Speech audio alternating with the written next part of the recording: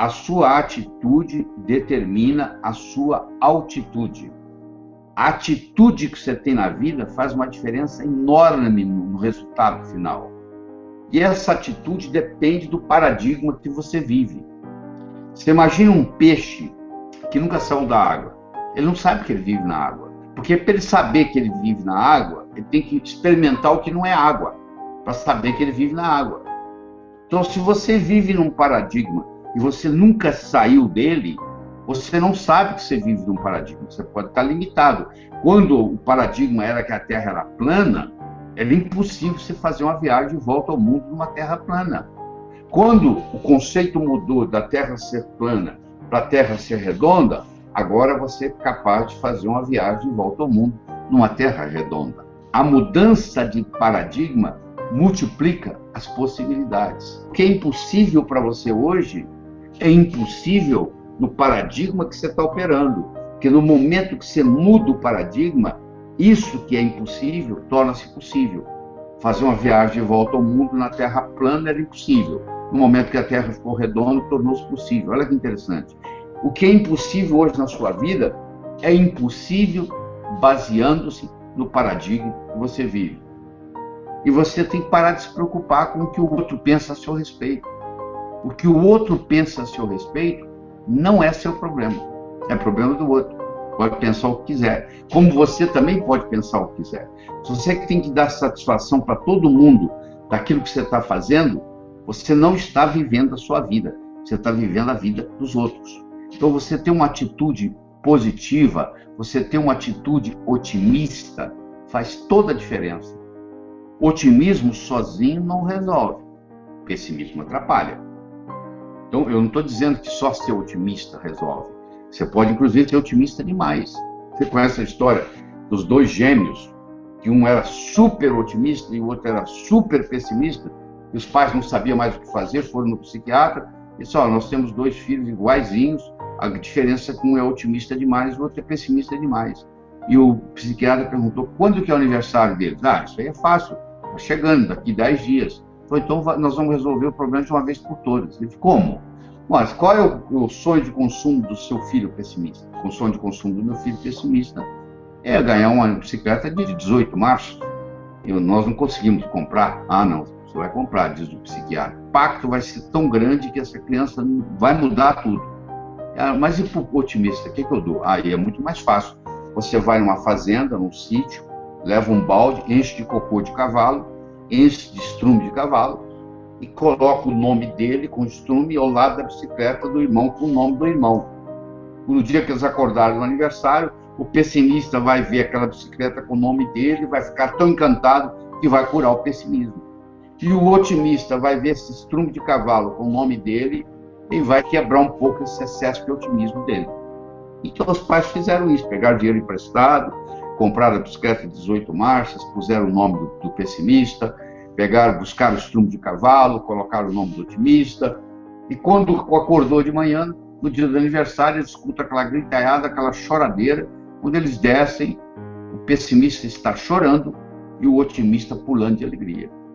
Aí os pais já não entendem mais nada. Aí o pai chega perto do pessimista e fala, meu filho, por que você está chorando? Qual é o seu sonho de consumo? Pai, era ganhar uma bicicleta. Mas por que você está chorando? Porque eu estou pensando aqui que eu vou montar nela, que eu vou cair, que eu vou machucar, que eu vou para o hospital. Ele olha para o outro lado, o outro filho está pulando de alegria. Aí ele diz, meu filho, o que foi que você ganhou, meu filho? Ganhei um cavalo, pai.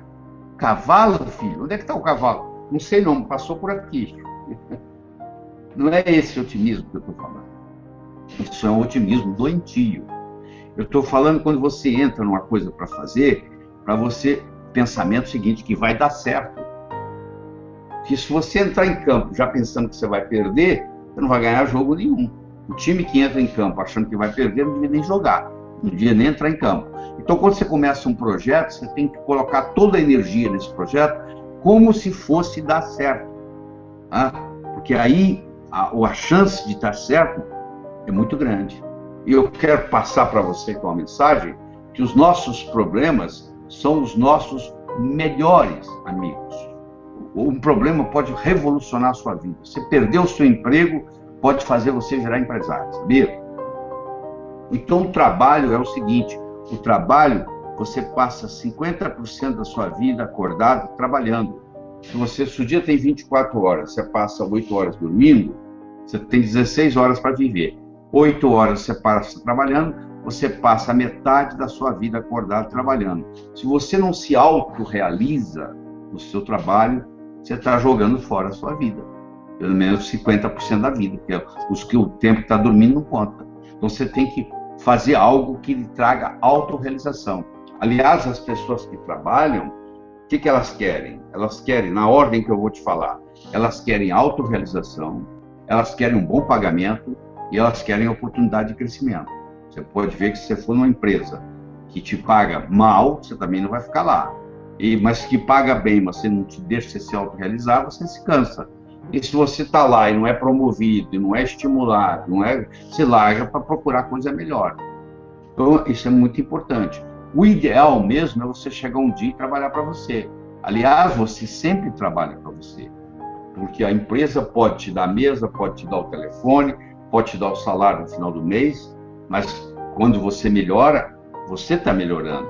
O dia que você sair da empresa, você vai levar essa melhora com você. O Napoleon Hill, estudando os milionários, ele chegou à conclusão que 85% dos milionários, antes de serem milionários, eles trabalhavam com alguém. Só que eles trabalhavam com a seguinte atitude: eles trabalhavam como se a empresa fosse deles, eles faziam render como se fosse deles, eles gastavam como se fosse deles, eles administravam a empresa como se fosse deles. O dia que eles abriram a deles, eles sabiam o que é ser dono de empresa. O que a maioria dos funcionários faz? Eu sou apenas um empregado aqui, eu não vou me esforçar. O dia que eu tiver a minha, aí sim.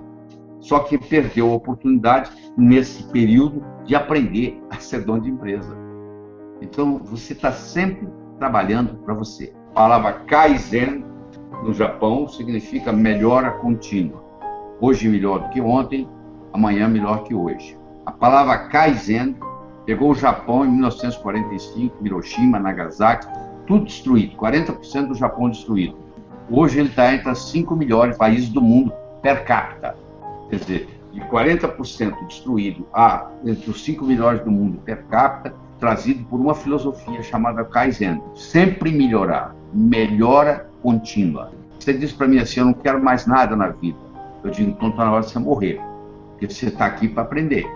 Aliás, quando você morrer, quando você transcender, quando você mudar o seu endereço cósmico, e quando você chegar lá do outro lado, eles vão te fazer 3 perguntas. A primeira pergunta é a seguinte: o que você aprendeu lá? Isso aqui é uma escola, nós estamos aprendendo. A segunda pergunta é: como que a sua passagem pelo planeta Terra fez um lugar melhor para aqueles que virão depois de você? E terceiro, mais importante de tudo, eles vão lhe perguntar: você custou mais do que contribuiu ou você contribuiu mais do que custou? Aliás, eu recomendo para você, quando você coloca a sua cabeça no travesseiro para dormir à noite, que você faça a seguinte pergunta para você mesmo: custei mais do que contribuí ou contribuí mais do que custei? Então isso é importante você levar isso em consideração. Eu quero deixar bem claro para você que a vida é uma sequência de olá e até logo. Para você dar o próximo olá, você tem que dar o até logo. O grande olá da sua vida, você não está lembrado, mas você deu quando você chegou aqui no planeta Terra. Você chegou aqui chorando, e todo mundo que estava aqui para te receber estava sorrindo.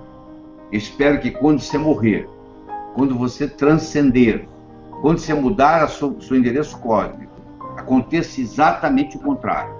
Você vai sorrindo, porque você cumpriu a sua missão aqui, e quem ficar aqui vai ficar chorando porque você está indo. Mas isso ainda vai demorar muito tempo. Você tem uma vida inteira pela frente. E é preferível tê-la com sucesso do que sem sucesso. Eu recomendo você para aprofundar nessa ciência, porque sucesso é uma ciência. Do mesmo modo que você aprende física, química, biologia, matemática, você pode aprender a ser bem-sucedido, e você tem que aprender a trabalhar com esses 6 ingredientes: a autoestima, a comunicação, metas, trabalho, atitude, ambição. O que distingue o profissional do amador é paciência e persistência.